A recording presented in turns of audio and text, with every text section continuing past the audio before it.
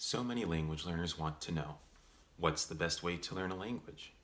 Well, in order to answer that question, we have to ask ourselves, why are we learning a language in the first place? Now, some people may be learning a foreign language in order to write or read in that language, but the vast majority of people you'll find are learning that language for the sole purpose of communicating with people who speak that language. So ultimately, language learning comes down to communication, and we need to figure out the best way to get us there as effectively as possible.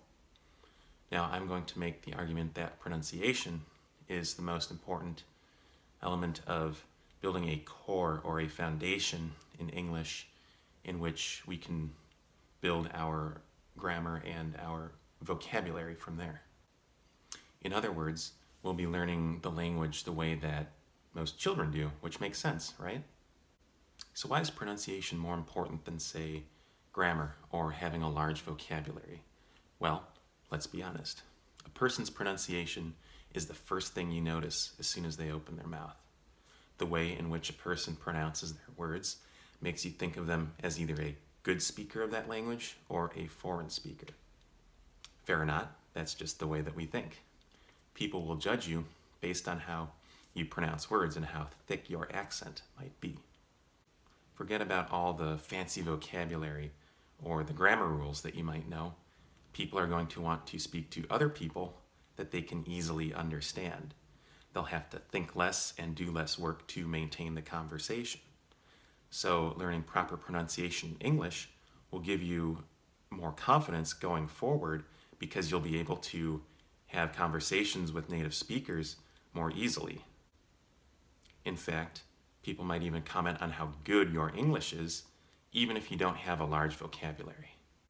Learning proper pronunciation in English will not only make you more understood, but will also help you avoid common errors in pronunciation between similar sounding words. Let's look at a few examples to illustrate.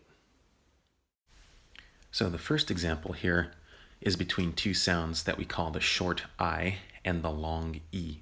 So short I is the I sound, like in the word is, and long E is the E sound, like in the word eat. So we have a bit of a morbid example here first, but suppose someone is sick and doesn't want to die, and they tell their family, I want to leave. Well, that might cause some confusion because what they're really trying to say is I want to live. Leave means to go or to depart, whereas live means to be alive, be living. So while this person doesn't want to die, they may be telling their family that they want to go or depart, which is incorrect. Another example, you might be walking around during the daytime and the person next to you says, don't sleep.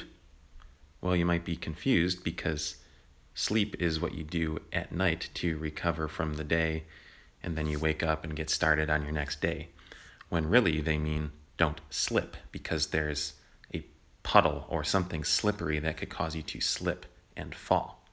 But if they tell you don't sleep, you might be confused about what they mean, not see the puddle, and slip and fall anyway.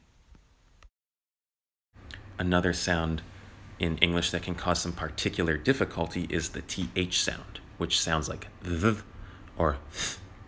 This can be quite difficult for speakers of French or German, for example.